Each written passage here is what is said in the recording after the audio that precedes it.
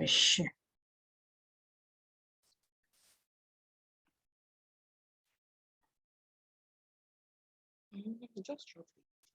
So what happened to all your people? They traveled or what? We don't know. Maybe they will come later. No, I'm going to do my class. I'd say I will not be waiting for anybody again. Except I'm not ready myself. Once I'm ready, I will do my class. Okay, so I'm expecting the network in my village seem stronger. So let's just get this over with. So good evening, everybody. So we are going to be talking about the phonology of Nigerian English, please. That should be Nigerian English. Sorry if I have to, I will make corrections where I have to. Yeah, so maybe there's I'm always under pressure.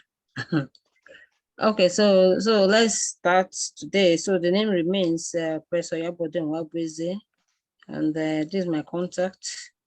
We don't know many of you have been doing that, but that is it. So okay, so let's start. So last week our focus was on module 4, where we talked about the optimality theory, and this week we are going to the module 5. So our focus, like I told you last week, is going to be on Nigerian English. So we'll be talking about the phonology of Nigerian English. We'll also look at the segmentals in the Nigerian English, and also look at the super segmented features in the Nigerian English. So we want to cover as much as we can. And like I said, today will likely be our last class on me teaching. So that's what you guys will be the one teaching me. I've been juggling so many things, so that I'll be unable to make me to design the class the way I really wanted to. I didn't want to teach. I wanted you guys to teach me, but I had to do something because I could not get it prepared the way I wanted myself. So the intended learning outcome include that at the end of this lesson, you should be able to trace the history of the Nigerian English, identify the peculiarity of Nigerian English based on this history, identify consonants based on its history, then identify consonants and vowels of the Nigerian English and discuss them in relation to their peculiarities, identify the intonation of the Nigerian English, and also examine the stretch patterns that can be found in the Nigerian English. So this is what we are going to quickly look at today. Now, how did Nigerian English develop? So that should be a question. So I'm going to, like I said, if I have to, anything I have to do corrections, I will do. The other one I noticed the other place are not serious, that why I didn't bother. So now the obvious answer to this is that it grew from the interaction between the English explorers and the indigenous people of the landmass now known as Nigeria. Of course, you know from the beginning, it was not called Nigeria. It's a forced marriage. People, I think they first captured the coastal areas. From there, started expanding through the River Niger, and then the explorers, from being explorers, they became business people, doing business with the indigenous people. And of course, when you look at the Pidgin English, even when you look at the word like Pekin, as I begin as examples, that it actually came from Portuguese because they were the first people that came before they were overrun by the English people. So there will be arguments back and forth about these things, but we'll look at it and you can say what's your perspective as we go along. And there's a place I say we should share a view on some of these things. Like I say, I've always preferred that you guys should be the one to tell me what to think about these things. So this explorer later became colonizers when they forced themselves and their language on indigenous people of Nigeria, or what you presently call Nigeria. I think that day we're celebrating 100 years. And I still continue to find it difficult to fathom. People may think I'm crazy. I look at the North, and then the way they be celebrating 200 years of their colonization by the Arabs, or I don't know, whoever are the people that colonized them, but the cities in Catholic faith in the Sultan of Sokoto, and then you see people celebrating such things, and I just think people are mad. Then Nigeria too, in the whole Nigeria is celebrating 100 years. I think it was during President Jonathan's time that was a centenary city to see Nigeria be existing for the past 100 years. I think by next year it will be 110. And you see people celebrating such people that forced them into becoming a country. Because you will not see Nigeria as a nation, because definitely you see there are nations within the nation. So, and this is why we continue to have the problem, because we cannot seem to solve those problems of differences. Because it is not the people coming together to say, okay, you see, we want to be together. But it's people that are forced to be together. So the indigenous people used to live as city states or kingdoms, and then those used to communicate. Wow. Used to communicate. They used to communicate with one another as in the languages that they had around them. So I think whatever was it, probably most of them could speak one another's language. Like I think some people can speak many languages now, because if you want to do business with somebody, you are expected to be able to actually have a way of communicating. So probably this one, we understand the language of this, or the language are so close. Of course, you also understand there are tribal wars. Probably people, this one will become conquered by this and they learn this language. I don't know, but there was a way. You could just know that there was a way they were interacting and they were developing, and probably the spread of one particular community will go and settle another one, and probably having a background, you'll be able to interact with that. So there was no English there. So they were understanding each other because they were doing businesses together. But the colonizers refused to learn the indigenous language. Instead, they brought their own. So this was the story of how English became the language in Nigeria, because the colonizers refused to learn indigenous languages. And then I wouldn't know whether there's something in our psyche, because probably this is what still affects us today. We are talking about English, but then our lives are affected by some of these things. You see the politicians even now using stupid things to get people to be riled with each other, and then you start seeing people that are supposed to be educated talking trash. The people that should actually challenge the politicians, they're the ones talking nonsense, because they probably would benefit one way or the other from talking those trash and victimizing or demonizing some people and all this kind of nonsense. But I don't want to believe that human beings like that in this class.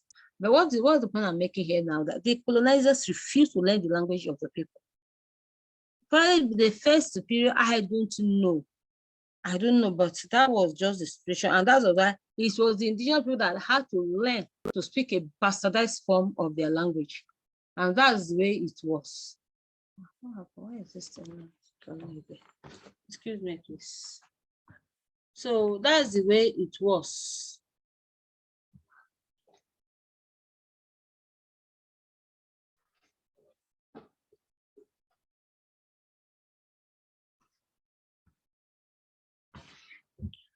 Okay, so where were we? Why is this not coming out again? Okay. So this is how it was at that time. Now, let's move on.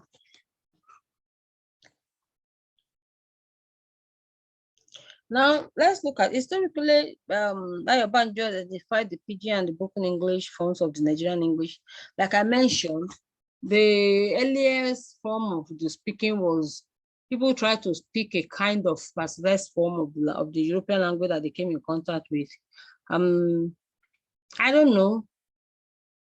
When people say Peking, they will say it is actually a Chinese, a Portuguese word. Even the name Lagos is actually supposedly came from Portuguese.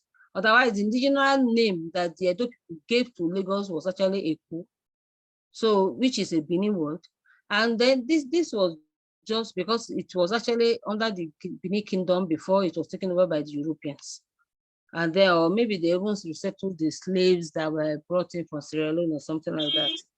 So this was what was the situation. But however, he revised this to 4 later based on the level of formal education by the speaker. So as As time went on, even Abanjo now saw that, okay, no, this is not the case, that based on education, so from primary school level, from secondary school level, people that have the university education, the people that are speaking what you call the Bintu English. So they became the 4 levels. And I want us to look critically at this and master this. So, but it's based on how educated the speaker is. Then Brosnahan also based his own participation on education, but added that pidgin is the language of the uneducated. So, of course, using the education, so if you're not educated, then you're speaking pidgin. But now this has been regarded as a bit controversial because, you know, even I remember when I was doing my sabbatical in Ghana, and at times I just flew into speaking pidgin English, and the Ghanaian students were just finding it strange because in their own case, they have been told that you do not, that it is a taboo for you to speak pidgin English. I don't know, but it is not a problem for us here in Nigeria. And I had to, I think, though I taught them, I think syntax and probably, I can't remember which other courses I taught them, but I think there was actually a course that has to do with students. I cannot remember now. In the course of our discussion, I had to let them know they should get rid of that kind of thinking. Because for us in Nigeria, for you to communicate to somebody that's not so well educated, you need to learn to speak the pidgin English. So nobody looks like it takes away your certificate as a PhD holder because you spoke pidgin English to somebody that is you need to communicate with. Like I have a clerk now that I don't know how she got to be a clerk, but the truth is that she doesn't know how to speak another type apart from pidgin English. And at times, except I want to get my mails into trouble, at times she had to relieve my own direct clerk. I had to bring myself to that level and speak the pidgin English to her. And then I also had a shocking experience. A student that just graduated in this last class, when she came, I think she won a prize. I was surprised I was still speaking the standard English, hoping she would get herself, but they said I would have to tell her directly. I just thought she continued to speak the pidgin English, and it didn't make sense to me. It didn't make, because she's not from Delta, she's not from Warri, so she's from Igbo land. So I think it's Siskali Oka. So I don't know how she ended up speaking so much pidgin. I cannot explain it. But that's what it was with her. So, but I think that was bad. But I didn't want to give myself trouble of getting into telling her stop speaking like this, because it's like just a part of her. So I just left the matter in the way it is. But she writes to me, she communicates, she sends messages, but she doesn't write like that. So I don't really know what the issue was. And I just thought also with my speaking the standard English, she would get herself, but she never did. So I don't really know what the issue was, I will say again. Okay, so let's move on. Now, so that's Brana. This has created a lot of controversy because people say that no, pidgin English is spoken by many people, depending on what is the occasion and when they need to use it, they use it. Then Jibril identified the varieties based on data from the field, but generally noticed a difference between northern and southern English. So he found that the differences are based on the distance to the RP. That's a received pronunciation, which again has to do with the level of education. So he identified the basic and then the sophisticated varieties. Then there are also some varieties in between, which I think when we get to discussion, we are going to talk about. They identified 15 vowels in the northern spoken English and then 11 in the southern spoken English. Of course, many of us that know that people that there's the general theory that people that speak Fufude, their own English is a bit, they appropriate some of the things that the southern English speakers would not, we kind of subsume into inside another vowel, but they identified that they could use the central vowel sounds that most people could not use around here. So you will not be surprised that they found the 15 vowels, whereas in the southern part we have only 11. Please study that because I'm not going to be expatiating on that. Like I said, then the first classification is also based on the level of the education. Come. Who is that? You're in the class now, you're calling Olu. Please mute yourself, please. She heard me. Mute yourself. How will I not hear you if you are not muted? So in her case, the first, she has varieties based on the level of education. She talk of people from the primary to like even secondary school speaking the variety one. Then the people that have even up to I think some level of even NC and whatever. Then the people that have the education for university, maybe undergraduates, and so people that are graduated and people that are professionals speaking the level the variety two, and then variety three is the one she calls sophisticated, that people that probably are speaking what Banjo also called in some case variety four. So this is also how she divided the she classified the variety that are spoken in English. Now, it may because I saw this later, she might have actually seen that there's a collapsing from one and from just one and two that was primary. Now that she allowed to spread even up to secondary and her above. So this is also the way she classified her own. So you may look at it now and begin to ask yourself, these classifications that are based on all these things, what do you think in your own view is the best way to classify? Do you really have this number of varieties? From Banjo's 4, Bruno Hanan even has did I mention how many he said? But I didn't say how many, but I think he also has a pigeon as the lowest, and then she has about 3 or so above that. But all of but by the time you get to the fourth, she's having 3. Then Jibril has 2 basic broad variety that now have sub varieties, but he was able to actually use data, actual data, and which is also Banjo acknowledged that what they have actually been suggesting now they have there's empirical data to back up their suspicions. So you can get other scholars that actually discuss that. So let's look at the first activity. Give a general overview of the development of the Nigerian English. Who wants to try that? Just short, sharp general overview. I'll try to discuss and then give a few points or comments here.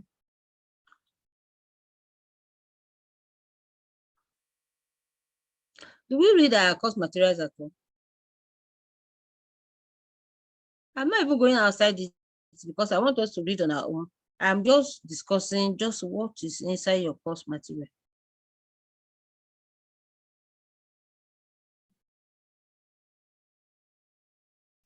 Okay. Let's go to the next point. The Nigerian English consonant. So now here I started with a proverb, say different strokes for different folks.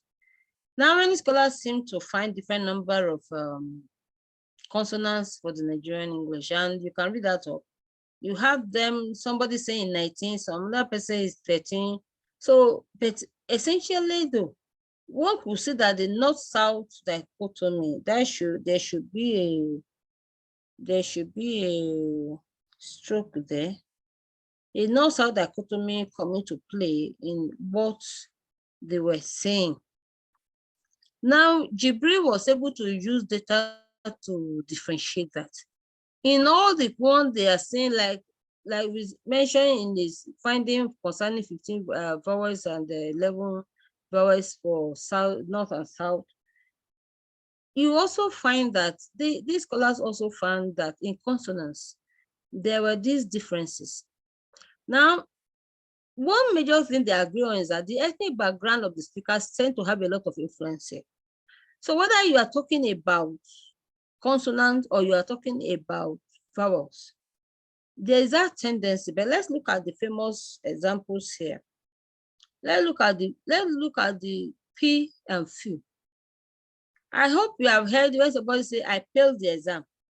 Even up to a very high professor in my university speak like this. I've seen even some of my own staff that are from the north, they speak like this. So I failed the exam. I full out the paper. I full out the paper. Now you tend to see that there's people with the background, the outside background that tend to do this. I don't speak Hausa much, so I will not really know what is it. But then you see, they exchanging the P for fee and fee for P. So that is one problem. Then let's look at the Southwest. You have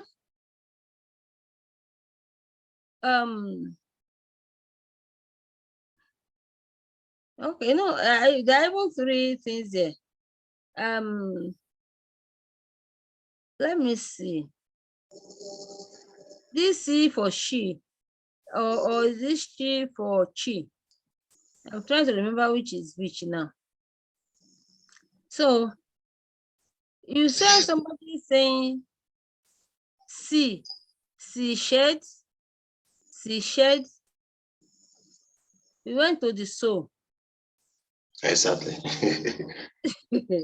Then you can see somebody say share. Of course. Oh, share. So that one now, I forgot that one. That is she for chi now. Because the other sounds, now this other first one, now you are kind of interchanging them. Just the way the P and fee issue was. Church. You say? You are saying what?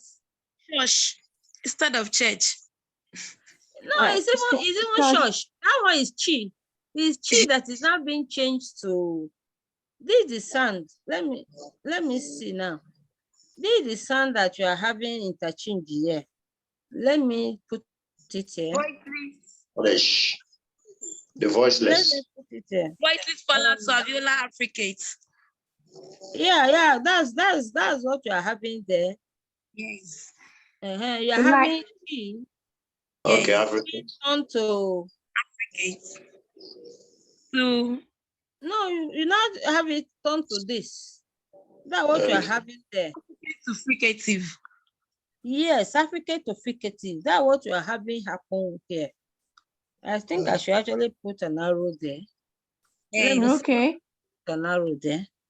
So that way you have church now being called shush. Church. Share. Share as share.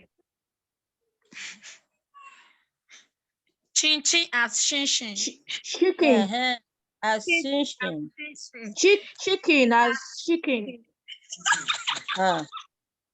So we are getting the point we are making here now. Children as children. Also, there are other areas of dental sound to the alveolar sound. No, we will come to that. We will come to that. We are just trying to give some examples here first. Okay. Okay, ma. I'm trying to put this arrow, but it's not aligning.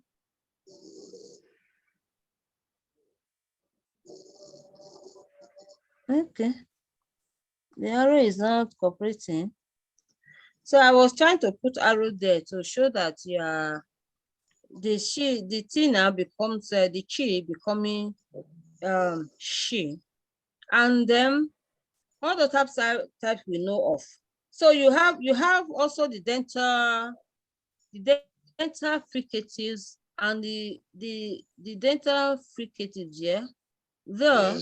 Becoming D. Then you have T becoming T. So they are changed from dental fricatives into alveolar plosive. Alveolar voiceless. Alveolar stop. Alveolar plosive. Yes, they are changed to alveolar plosive. Both the voice and the voiceless versions. So these are also these are problems that you have. So you may want to, I don't know if I put that in the activity we're going to do, but you can see some of these other ones, so you can think of some. I know in those states, I think as people, they have the one that they also have a funny one. I can't remember now offhand. They have one, they change, whether it's need they change to the, I don't know. Then in Igbo land, you have which load did you pass? Did you been the road? Then that's same, you also have that. That is re and li interchange. Then that also happens in Igbo land, but I've stayed in Igbo land, so I know they also have that interchanging of li and re. The first time the person told me, is this your road? I said, my road? Am I going? Where can I have road? So the person was like, I said, what do you mean? He said, madam, is this your road? I was just, it's not for them. I was telling you since. You tell me if it is your road. It was not really what he was saying, that is the road in the boot. I said, God. I said, yes, it is my road. So you see, so you see, everywhere you go, but what you just see is that this problem is actually influenced by the ethnic persuasion of everybody. So nobody is actually free from this. They say you learn to master it and then you overcome it. So let's look at the Nigerian English grammar. Like a native speaker. Yeah, you actually are standing to internationally intelligible standards. So, but let's talk about that when we get to discussion. Okay, so let's look at Nigerian English words. So Nigerian English words tend to also exist only on paper, as most speakers tend to substitute their immediate indigenous language vowels for the English variety. Now, the requirement to twist the tongue in particular manners seem affected to many Nigerian English speakers. So as such, it becomes easier to just take the nearest sound and use it to fill the space. Now, this is my own thinking. This is my observation. So as such, A is easier realized as E, because that's what you have in your language, is that not?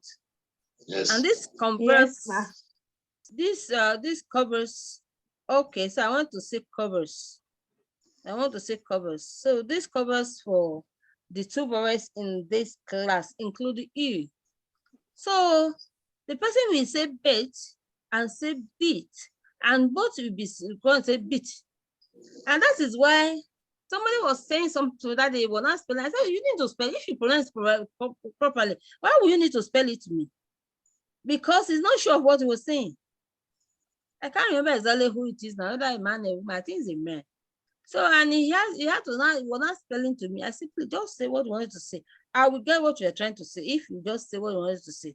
But because he was not sure of himself, so he had to spell it for me to know that this is what he's saying.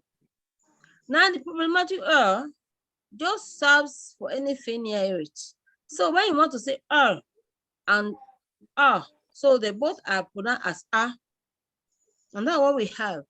Then you have covers for everything between and and everything between. So you have the long and they are all pronounced as o.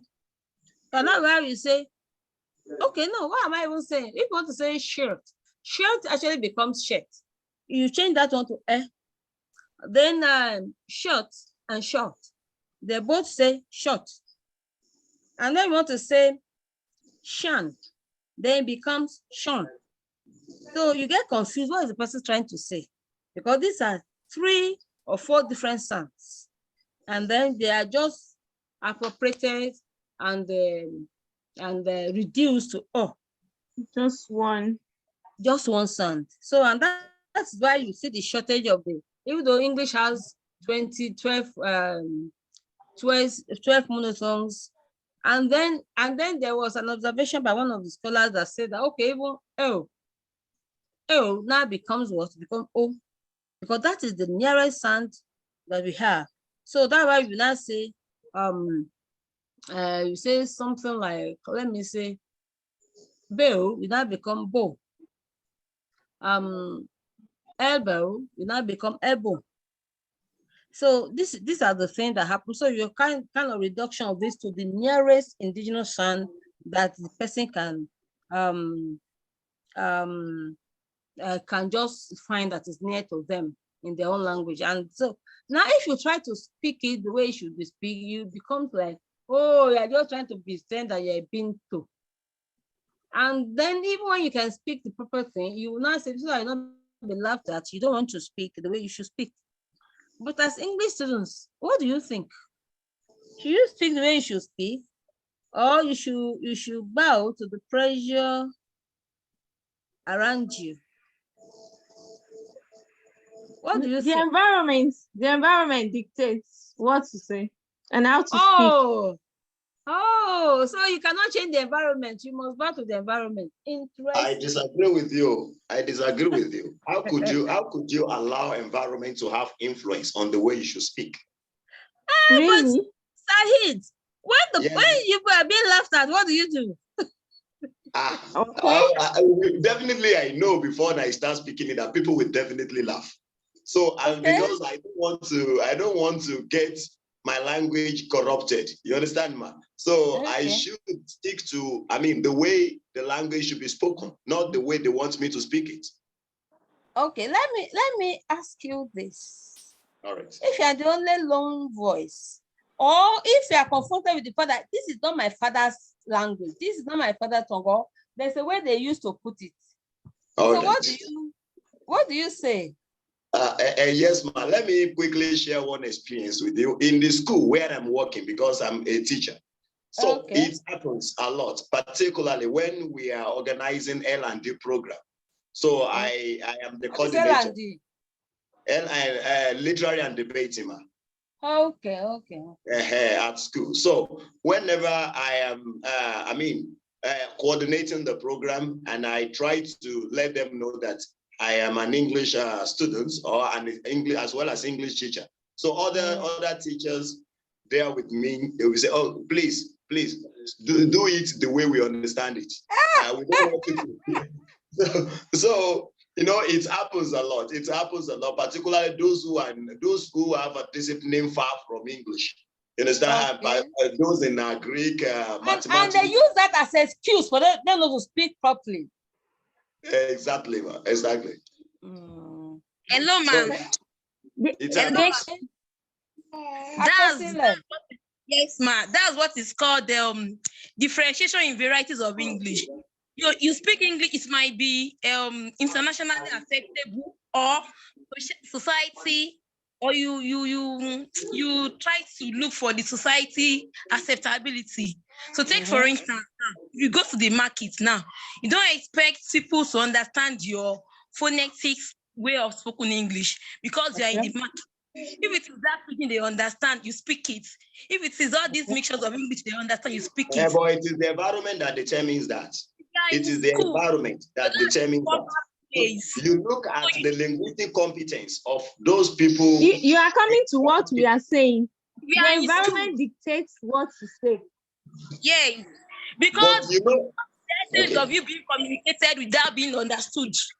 So we are in the That's not communication. If I can say something. Hello, Mr. Can we take it one after the other? Mr. Alaiwola. I know you are guiding against your own. Okay, sorry. You see, I constantly raise a hand. Somebody else raised their hand and has left. Okay. Yes. Okay. I said that one of the varieties of the differentiation of varieties of English. So you try to communicate in a way that will be understood by I think you are actually talking about context. Yes, I said it must be internationally acceptable, intelligible. So that is in formal places. If you are in school now, you can speak that to your good English in the bank, in those official places.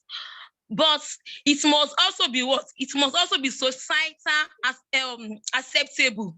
So if you are in the market now, you don't expect to speak the kind of English you speak in the bank or in school, in the market. No, because the marketers will just be looking at you.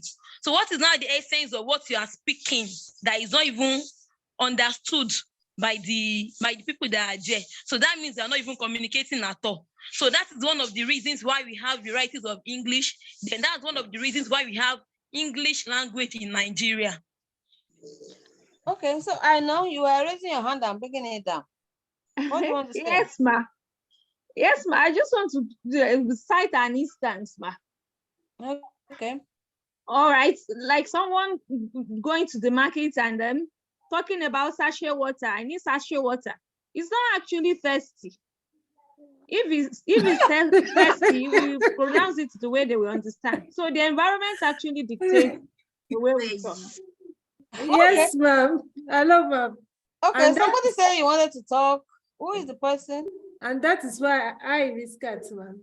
Okay, go And ahead. that is why I will support this effort, variety of English that said, you mentioned the points the other time. You said some those in other disciplines, they try to shy away from the spoken English. Actually, is true.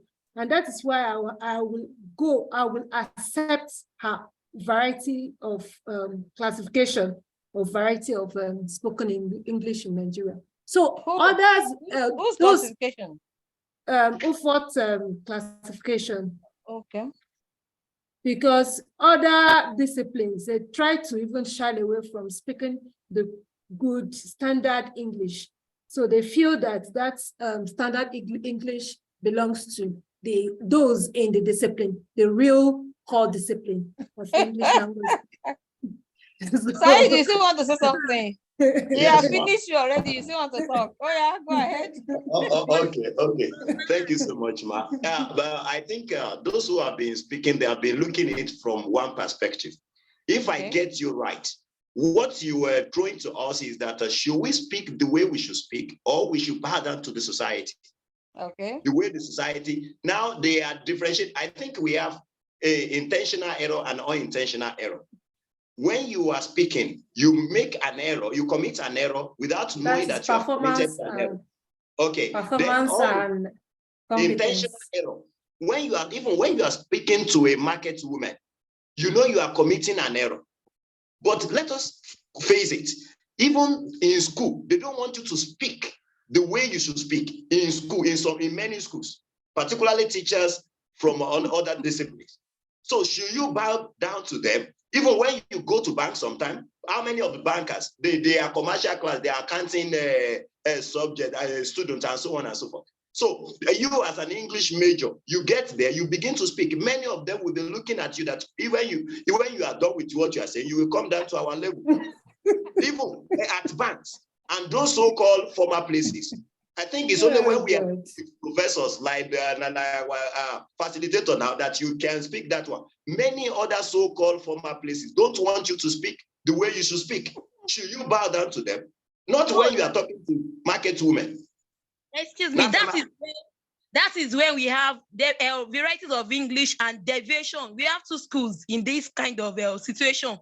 We have the variation, then we have deviation. So that one you are talking about is deviation. So English is English. When you talk about variation, you try to look at the environment you have. You take, for instance, you are in Nigeria, like Brosnan 1968 now. He categorized speaking of English by the English users into 4. People that don't even go to school at all. People that have just primary education. People that have just secondary education, and people that have university education. So none of them are in the same country as you are. So you cannot expect them, people that don't even have education at all, to understand the kind of good English you are speaking. Just like this kind of it's breed of people. Yes. Thank you. But I'm trying to make reference to your former. You just Do we now category, have what any degree and former category? And you not even. If you are talking about formal settings, you are not talking about variation of English language. When you talk about variation of English language, you try to check all other places. So if you are talking about variation of English, you consider other people in that society. So it must be internationally intelligible, that is in former places. But socially, give me an example of a former place in Nigeria, please. We have schools and But I've told you about those schools now, I've made mention of schools and banks and so on. Go to the market and tell them, please, I need a DAPA. They will not be looking at what is DAPA. That is actually an American English. It's actually American English. DAPA is American English. When you say pampas, if we're talking about you can say Napkin. napkin. You can say napkin. It's called napkin. Yeah. I said that one you when we were young, that one we used to be called. Okay, let me come in here so that we can go to the third section. Now I think we are mixing up some things.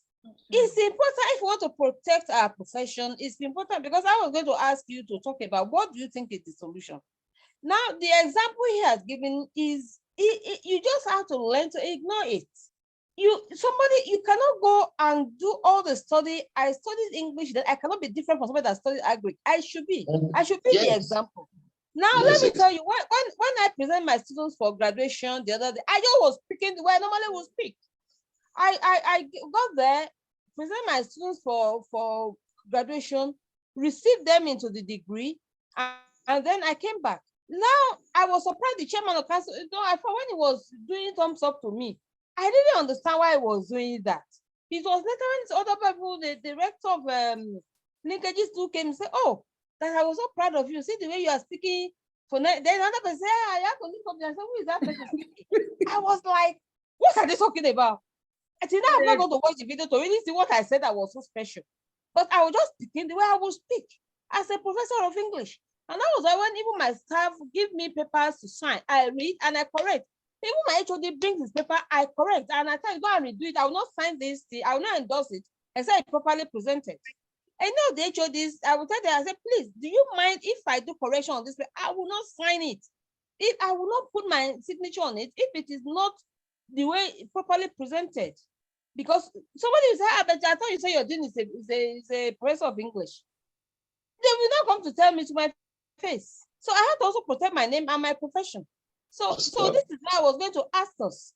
Now, yes, you go to the market woman. Is it possible for you to either speak pidgin to them if you know how to speak, but that's a general language that is spoken around Nigeria, or you just speak the indigenous language that you have there. And that's also disappointment. Many of us have as parents, you and your husband, you are from the same place, but you'll be speaking English to your children instead of speaking your indigenous language. So some of you don't even know how to speak it. So what is wrong with speaking your indigenous language to the person and speak it properly? Yeah, that's what you should do instead of now speaking English in an improper way, because you should speak it in a proper way and be a model to your students. That's where you should be. So yes, if you're talking about context dictating, we agree in language studies that the context may determine at times what you want to speak. But it doesn't mean you should bastardize what you know, the way to speak it. So instead, speak your indigenous language to the person if you know. Like now, I may have that challenge going to a market in Abuja because most of them are maybe speaking Hausa. So, but I can speak Pidgin. I just tell you the example now that when I say, no, I had a class that it was a hot debate like this. And then they told me, he said, Prof, you don't speak Pidgin in Ghana because you'll be looked at as, where are you from? I was even surprised when a student was studying, he said, I think that day there was an inaugural lecture we were going, so because my house was not far from the campus center, so I think they were just from there. I was just talking to this young man, oh, what do you study? And I said that he's studying English, that the parents are telling him, what is he going to use it to do? I was like, this is a course that has a lot of students in Nigeria. Then yeah, he said he's still thinking of changing that. They're still asking him what is he going to do with it. So I will not tell him the things you can do with that course. He could not see it. He said, am I sure? I said, yes. It's because I read. And I've even functioned as a journalist at the time. That there are many places you can actually function. So he didn't know. He said he's already speaking English. Why does he need to go back to school to study English? I said, what you are studying is the science of the language, not the language itself. You can speak the language, but what we are coming to study now is the science behind it. Yeah, that's because everybody's level of English study is at the same, ends at the secondary school. Ends at the final. But what you are now studying is the science. Just the way the other person is studying the science of their own course, you are studying the science of this course. That's what you're doing. There was a day the boy said, he said that he saw the tree diagrams. Is it not English? What is this person drawing? That is it mathematics. That one said, don't worry, when you get there, you understand. Well, look, he said, but I thought you are studying English. What is all this thing you are drawing? so I said, when she did not have to do 4-2, and she now saw all those things that the person told her about. You know, and that is just, I said, yes, but what to communicate basically, everybody had the same level playing ground at the secondary school level. But when you enter the university, nobody pities you there. They not expect a standard from you, a standard of writing, a standard of speaking, because you are not studying this, understanding the mystery behind this language you are speaking. So it doesn't mean you need to destroy the language because you want to be acceptable by to the society. It doesn't mean you need to be pretending to be what you're not. Even you are not yet like a native speaker in your speaking, but at least give something close to it to show that you studied it. So this is what we're talking about. I know somebody's telling me, when I say students, he will be saying, what is that? I say today. I say it's not, I didn't say today, I say students. You know, because that is also why we have problem in transcription, because we do not speak it properly. That's why we have problem in stress placement, because we do not speak it properly. So if you are bowing down to that pressure, you will going to have that problem yourself. Because language is funny. If you're not using it, it tends to die. Don't only just use it properly. Be the model. They may laugh, but eventually they will be picking from you and learning from you. There's one cancer now, there's used AM for arm. It is terrible. I've done a video on it. I see people that are going to school, they're writing that nonsense. Should we allow that to continue? To continue. No, man. There's another one going around now. How was your night? For God's sake, what's your business in my night? You'll be asking me. It's intrusive. It's intrusive because they don't know. That is why we cannot bow to it. We have to teach the proper thing. It doesn't mean we have to be pretentious about it, but we should be the standard they look up to. I know people that call me and will say they are having this debate. Please, can you tell me what is the proper thing to put? That's what you should be. But by the time you fall into their ways, then your English, they have something else to do, but you don't have any other thing. This is what your market is, your English language. That's what we're saying. So be the standard. But when you need to speak to a market woman, either speak the pidgin that is the general or your indigenous language. Or the indigenous language, yes. Indigenous language of the person. Speak it to the person. Pidgin also is being studied now as a language because actually it has a life of its own. Some people say it is not English, some people say it's language, is a Creole, but no matter what, it is accepted all over to speak that in Nigeria. But then if you cannot, don't go down and speak standard English where you have to, but where you know you will not communicate, then speak the indigenous language and speak it well. Speak the correct one. That indigenous language, speak the correct one.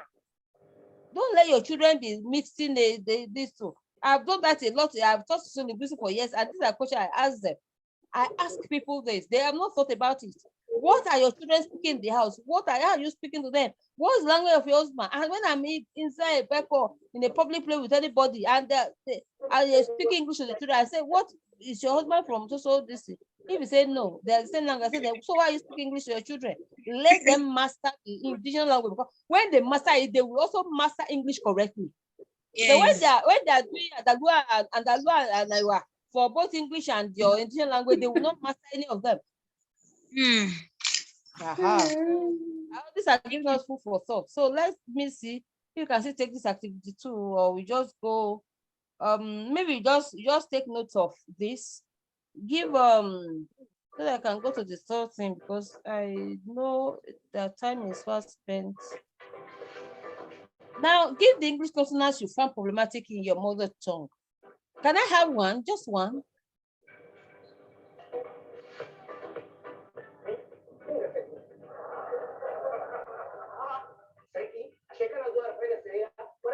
Who is that now? If you are not speaking, please mute yourself.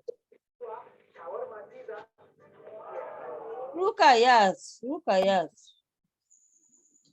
are making noise. Can anybody give me that? Then which of the English barriers do you find most difficult to master in your English journey? From your observation, what is the most difficult? I will answer I'll answer the second What is the one. I most think difficult? What's the most difficult you see people around you struggle with in mastering the English language? So somebody wants to tell us about the second question. the second one, I think for myself, I find I still try to, it's like an interference of the chi as in church and the sh sound. Okay. I try to mix it up at times. Why are you mixing it up? At times, unconsciously at times. Okay. So Because there was a time. Then you have to make conscious effort to avoid it. Yes, because there was a time I was teaching my students, and unfortunately for me, after the class activities I gave them, so I was like trying to I was just speaking, and eventually one of them was very, very keen about how I tried to differentiate both sounds and told me that, "Auntie, excuse me, ma'am." I was like, "What is the problem?" She said, that you try to, what sound is this? And I said, it's ch. She now said, but I said shh. I said, well, I don't know. That is an interference.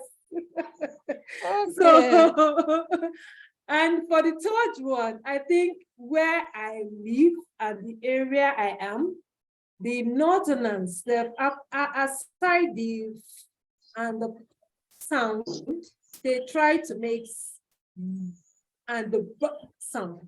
Instead of saying very good, they say very good. You know, say what?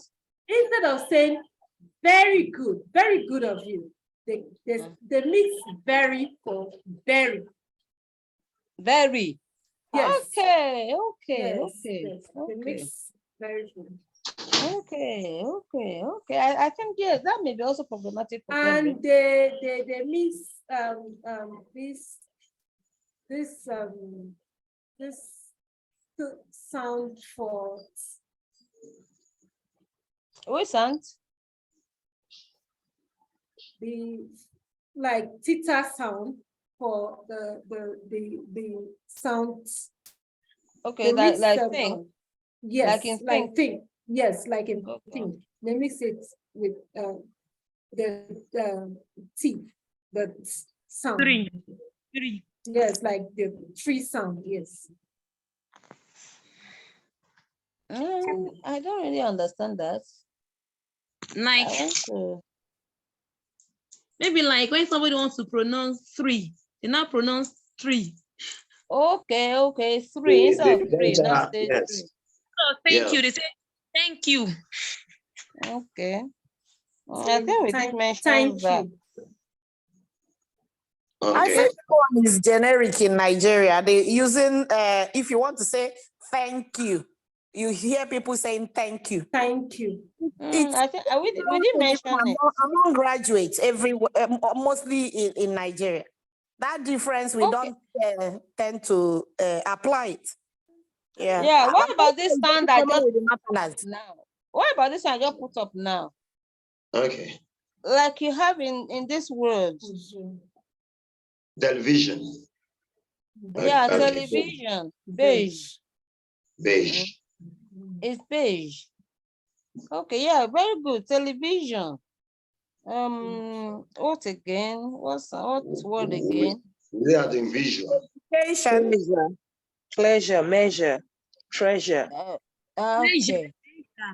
Yeah, so this is another word. But what do you think this is now changed to? Sean. Treasure.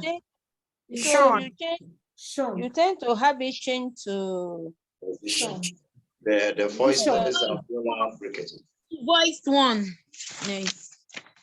Are you sure it's voice? It is voiceless. It's voiceless. Television, yes. Voiceless. I think it's normally voiceless post-alveolar. It's normally it changes to this. Yes, this voiceless. This is the voiced one. This is the voiced one. The first one is the voiced version of this. One is changed to voiceless. Yes, it's changed to voiceless, so it becomes the television. Vision. Even this one says they change it to something else, to beige, not to beige. Exactly. Okay, so let's move on. Let's me quickly run through the many things. So international usage in Nigerian English. Now, international discussion. That's my finding. However, the argument is that among scholars is that Nigerian English speakers tend to maintain a falling tune and only use rising tune for yes, no questions. Then let's examine this, how true this is from your own usages and observations. So who will go first? Do you know much about intonation? Yes. Yes, I can try. Okay, so let's hear you guys. All right. Thank you, Ma. I think intonation is the rise and fall of the pitch of the voice. Yes. Yeah. You have the rise and fall, then you have the fall, rise and rise, fall. You use for different things. Oh, of course, Ma. Yes. Yeah. So, but the major division is falling and rising. Falling, rising. But the argument of scholars is that for Nigerian English speakers, they tend to use mostly falling tune because most other things seem to fall. Your WH question falls there, your statement falls there. But they only use the rising tune for yes, no questions. Yes, so this is the argument. So, but for me, intonation is disclosure. Do you really think it's a problem for Nigerian users?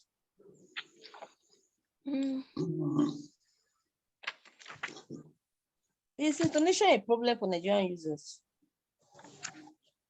Okay. Oh, you have not thought about it before?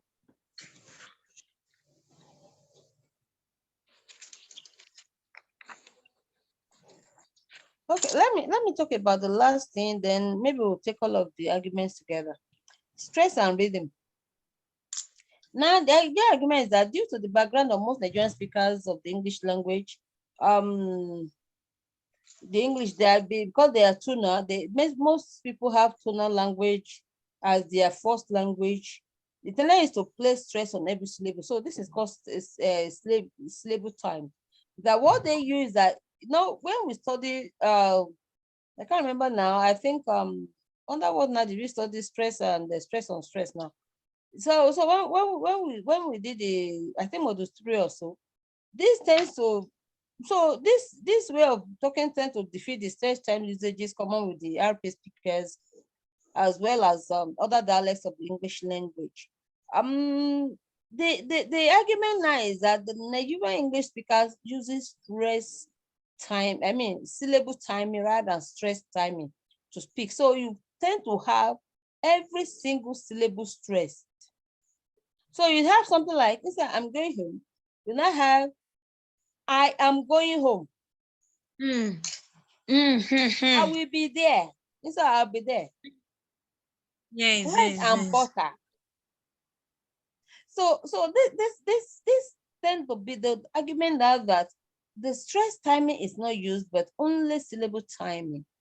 Now of course this affects the rhythm because of the inconsistency. So you now have inconsistency. Maybe at time when the person wants to try to use stress and then he raises it very high, the pitch is high, the one is too low. You don't really know, you don't have the rhythm of consistency in the rhythm like you have in the stress on stress, the sing song of stress on stress, stress on stress, stress on stress, like we studied under Mora, that when you have the possibility of having two stress syllables together, there's tendency that one will have to be reduced. When you say something like understanding, you say that you have to move the secondary stress and then the major stress moves to maintains as 10. The same thing when you say faithfulness and then unfaithfulness and all these things, you see the moving, the stress has to shift. I think we discussed that before. The stress has to shift so that you can maintain the rhythm. But then you have guarantee. You have guarantee. So the stress is on the last syllable. So, but in the terms of English, you say guarantee. Is that not so? Is that not the way we speak? Yes. So now this is the argument. This is the so this one clearly, I think, except you start to learn to speak the way like we are discussing now, that if you continue to follow your indigenous language, you would speak English as if, like somebody was speaking on the telly yesterday. I was asking my husband, what is this person? Is this person speaking his language? That was why I had to ask him, because I don't know what the guy was talking about. And he was speaking English. He was speaking English. I think he's a commissioner for something in Benue State. So he was speaking English. So you can know that he's supposed to be an educated person. But I did not know what he was speaking. Unfortunately, because I was listening with English ear. My pastor was telling me on was it Saturday or Friday, was saying, I know Prof, I'll be checking my English. I was there. Why am I having that to be checking his English when I was busy taking the word? You know, so yes, I know I have a professor that told me that you have to consciously stop yourself, because every time we back in English of the preacher. at times that they don't time to be an English teacher. So this is just it. But then this is the problem that's created, and I think we may not be able to run away from this reality. Now, taking us back again to the issue of stress, let me look at what is my activities before I start wasting time on that. Now, what is essentially the pattern of intonation used by Nigerian English speakers according to scholars? I ask first that you give me your opinion. So let me go back to that before we go back to what the scholars are saying. So what do you think? Because in my own view, intonation is discursive. So is it really, is it that there's a pattern that Nigerians speak that is different, or is it that it's being mixed up with stress and rhythm, and intonation is being, because yes, intonation tends to land on the last stress syllable. That's where you place the intonational mark. For me, it is discursive. It is discursive, but the argument here is that there's a particular tune, and different scholars are giving different so-called data. I don't know, but I don't want to have your opinion for before we go to the third activity. We have actually overshot our time, but let's quickly see if we can take this. Nigeria started in 1942. You want to speak? Please speak up if you want to speak.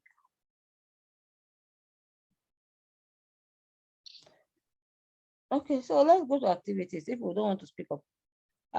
What is essentially the pattern of intonation used by Nigerian English speakers according to scholars? The if intonation is discursive mostly, how do you think this affects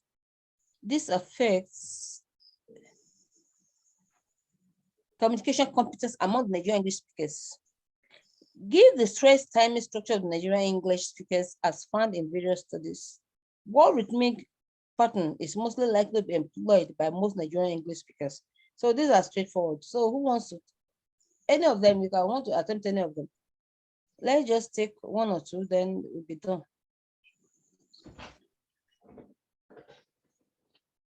Sorry, just a moment. I'm almost done.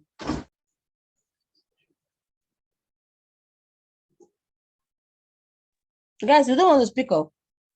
We're trying to come up with something. Okay, so let's do that quickly because my time is over. So I can go and take care of my family, please.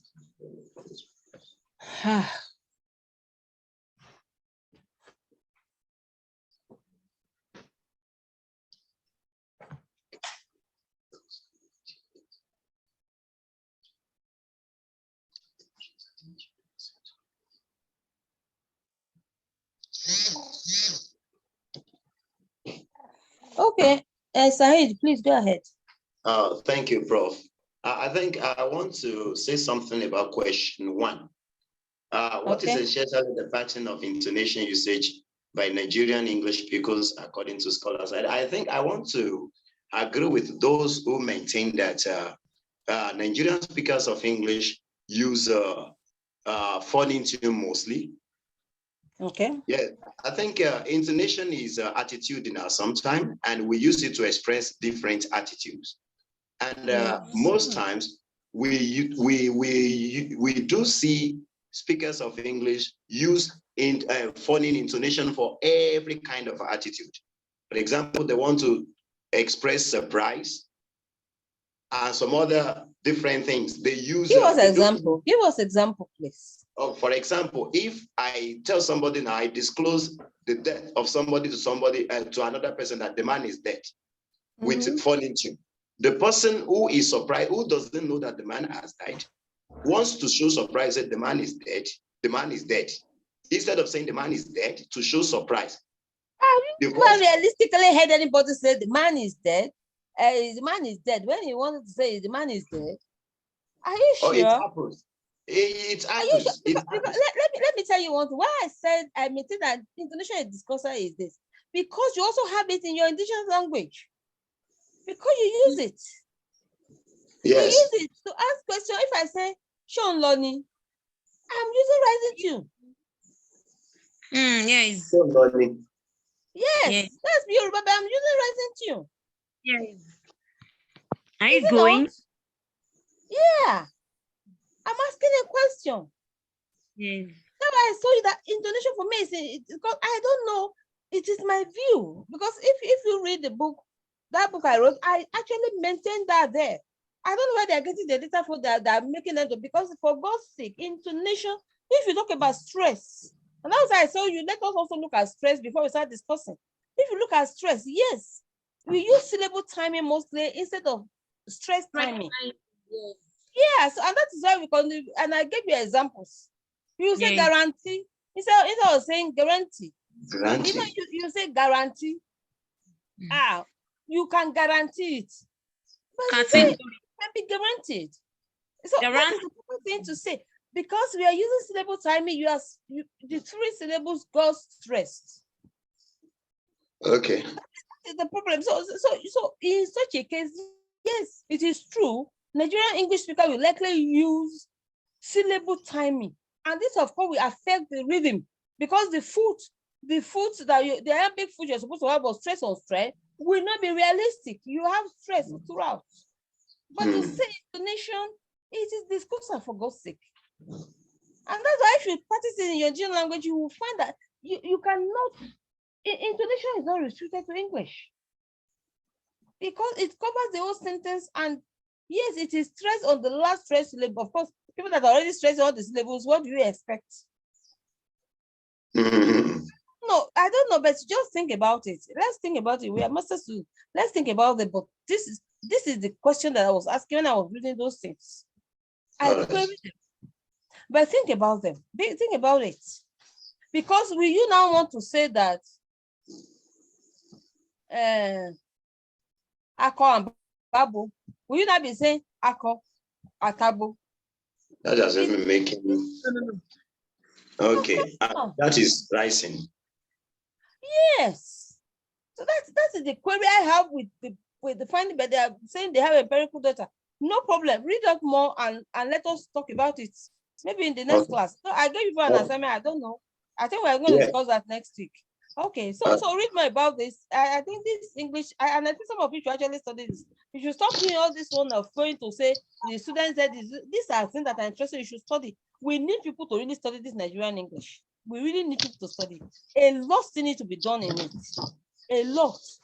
So we really need to study it. If you are afraid of, let's say you're afraid of phonetics and phonology. If not, the law still needs to be there. It's an interesting area that we should really look into, because we still need to codify it. And I think I'll be made by I think it's and I don't know who was the partner now. And has done a lot of work there. And who? Akindele. Yes, Akindele and yes, they have done quite a bit of work on that, but the other photo has done a lot, but they're still scratching the surface. Yes, actually, I think that they are actually between mostly linguistic aspect of it. And the photo has done phonological aspect. There's a lot to be studied for us to codify. We have had a whole conference on Nigerian English, but we are still not be able to really. I think somebody, I can't remember now who launched a dictionary recently, but there's still a lot to be done. There's still so much controversy. So these are areas that we should actually study as students. This area you can build on and even do a PhD on. These are fields that are still, instead of all this one, you are going to say 10 students, say the 10 students, leave the students, leave them for education people. Let's study things that we're supposed to study. We need to codify the Nigerian English and stop being subservient to RP. We need to standardize it. This is a lot to be done. But then as you're doing that, ask questions.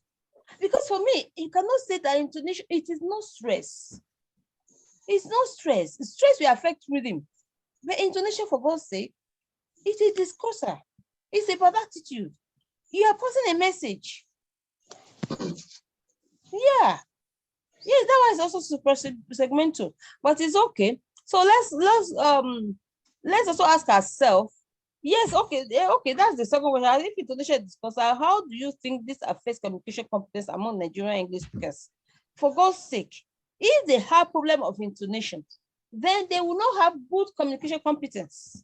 Yeah. It will lead to. You said what? I say Yes. because since the syllable is being straight instead of the instead of reading, then the concept No, instead of the yes, maybe you're stressing every syllable, but what we are saying, I'm not talking about the intonation. The intonation is dispersal. And I saw somebody saying that Nigerian use only falling tunes. Do you want to ask questions? It's only WH questions that require for you to use falling tune as a question.